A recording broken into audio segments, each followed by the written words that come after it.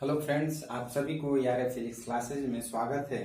हम लोग आज बात करते हैं कैपेसिटर का। इसके पहले हम लोग बात किए थे इलेक्ट्रिक कैपेसिटेंस। इलेक्ट्रिक कैपेसिटेंस का फर्स्ट पार्ट हम लोग पढ़ चुके हैं। आज ये हमारा दूसरा पार्ट है। अगर आप फर्स्ट पार्ट नहीं देखे होंगे तो कृपया करके वो फर्स्ट पार्ट जरूर देखिएगा। तो सबसे पहले बात करते हैं what is capacitor, what is definition of capacitor.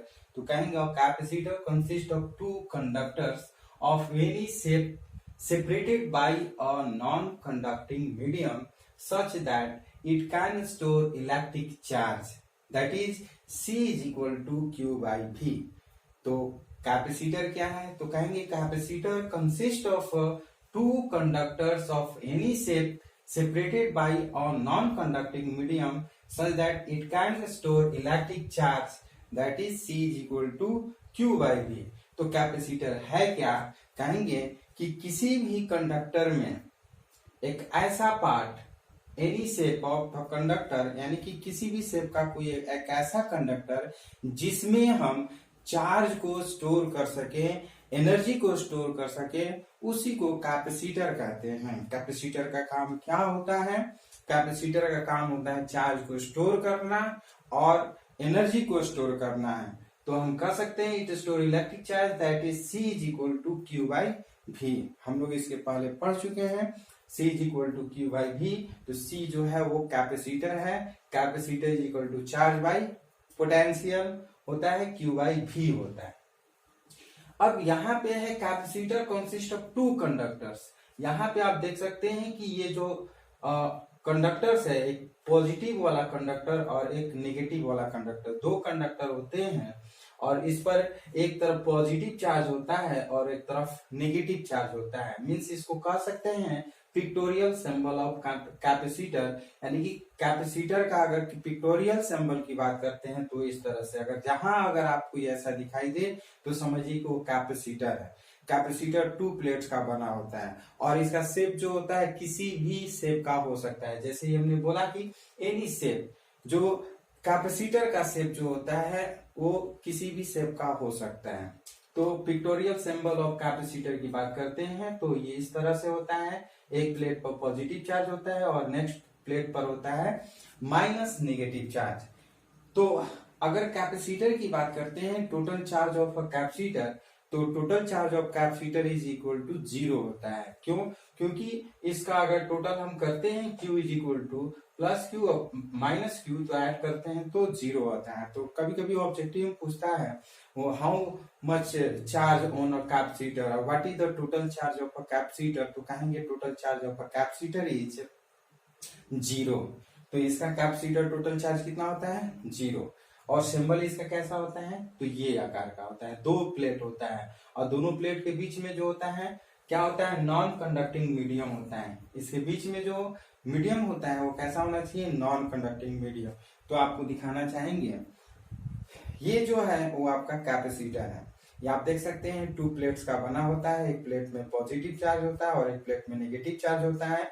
और ये आप देख रहे हैं दोनों के बीच का जो कुछ डिस्टेंस है, दोनों बीच के डिस्टेंस जो होता है नॉन कंडक्टिंग मीडियम होता है। तो इस तरह से ये कैपेसिटर है। इसका काम होता है क्या? चार्ज को स्टोर करना या एनर्जी को स्टोर करना। सपोज दैट अगर किसी प्लग में इस तरह से लगाते हैं तो ये चार्ज हो जाता है। तो चेक कैसे करेंगे कि चार्ज है? तो अगर ये ऐसे करते हैं निकालने के बाद तो ये क्या होगा? ये इसमें करंट लगेगा तो ये पता चल जाएगा ये चार्ज इसमें स्टोर हो गया। तो बात करते हैं ये हो गया टाइप्स ऑफ कंडक्टर का। टाइप्स ऑफ कैपेसिटर की बात करते हैं। टाइप्स ऑफ कैपेसिटर की बात करते हैं तो capacitor are named on the basis of the shape of the conductors. ये टाइप्स ऑफ कंडक्टर की बात नहीं करते हैं, टाइप्स ऑफ कैपेसिटर की बात करते हैं। Types of capacitors are named on the basis of shape of the conductors use that parallel plate spherical cylindrical etc। यानी कि जैसे हमने अभी आपको बताया कि ये जो है वो सिलिंड्रिकल शेप का है। ये कैसा है?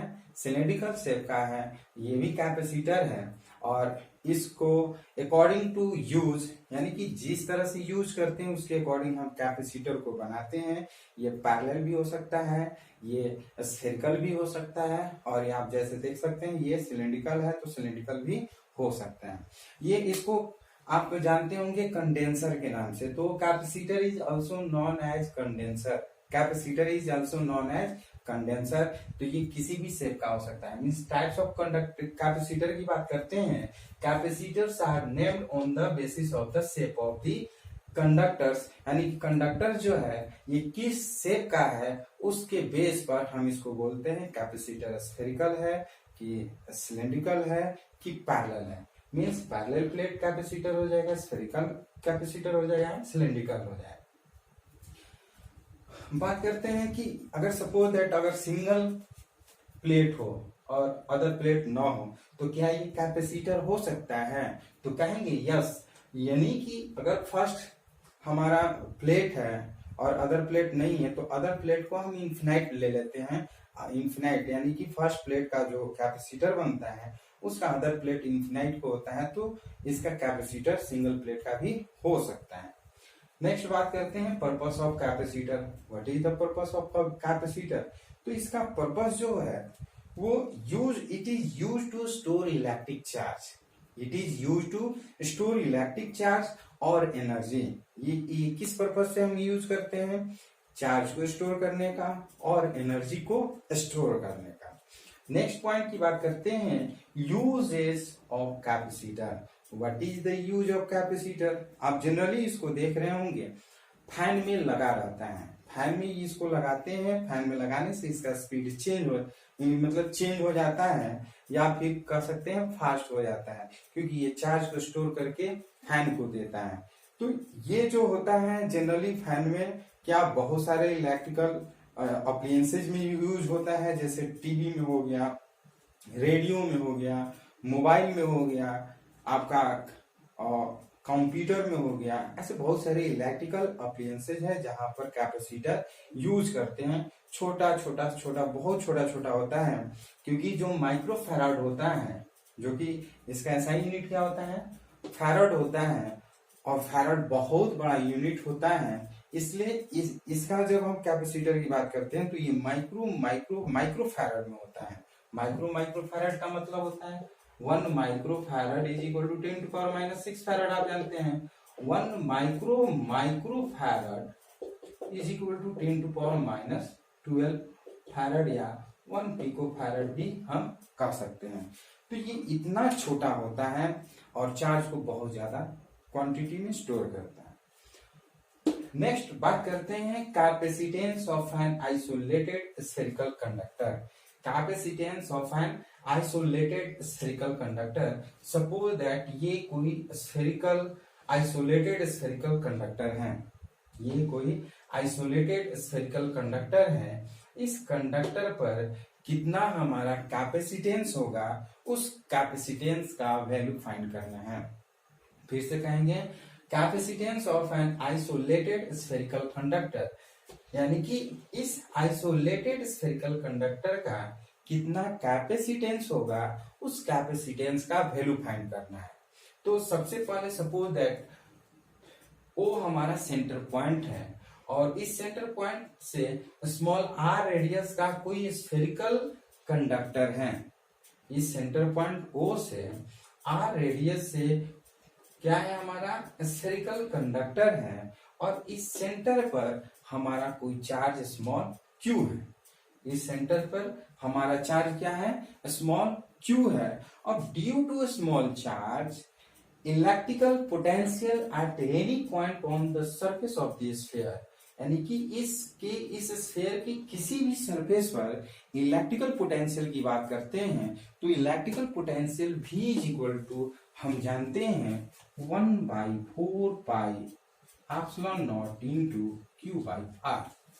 हम लोग जानते हैं V is equal to 1/4 pi epsilon naught into Q by R, यानी कि electrical potential at any surface of this sphere V is equal to 1/4πε0 into Q/R। ये हम लोग इलेक्ट्रिकल पोटेंशियल चैप्टर में पढ़ चुके हैं। अगर आप वो चैप्टर नहीं पढ़े हैं तो वो कृपया करके सारे उसका पार्ट जरूर देखिए और पढ़िए, समझने में आसान हो जाएगा। और हम जानते हैं since C is equal to Q/V, जैसे आप देख रहे हैं C is equal to Q/V हम लोग पढ़े हैं, तो Q/V आप Q के जगह पर Q रखते हैं और V के जगह पर हम V का वैल्यू पुट करते हैं 1/4πε0 इंटू Q/r। ये कैंसिल हो जाएगा, तो इस तरह से हमारा मिलेगा क्या,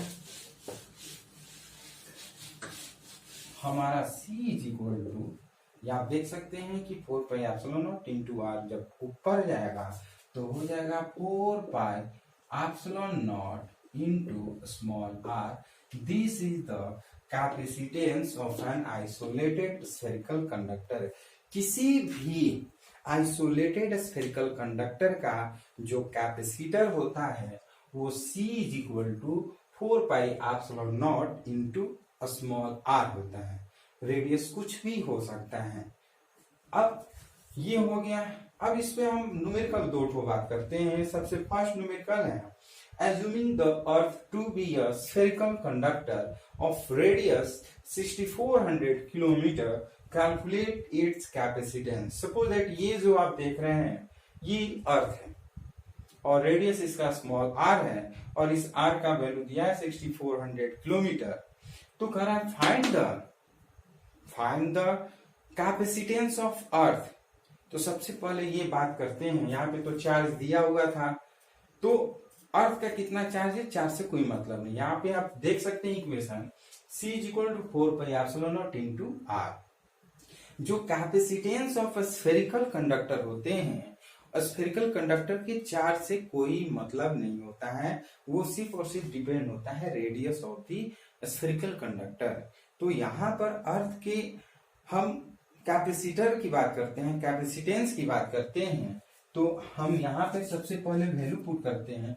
since small r is equal to दिया है 6400 किलोमीटर, इसको हम किलोमीटर में दिया है मीटर में चेंज करते हैं।